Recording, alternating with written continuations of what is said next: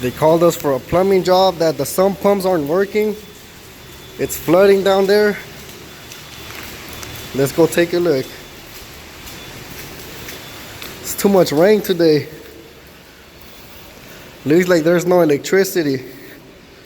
They gotta get an electrician out here. Look at that. Sump pump looks like it's over there.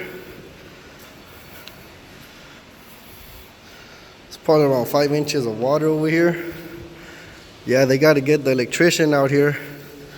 There is no electricity. Let's go check the elevator. Just to double check.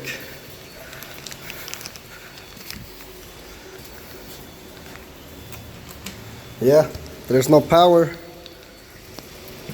So yeah, this isn't really a plumbing job. Once the electrician comes in, they're gonna turn on the electricity and it should kick back in.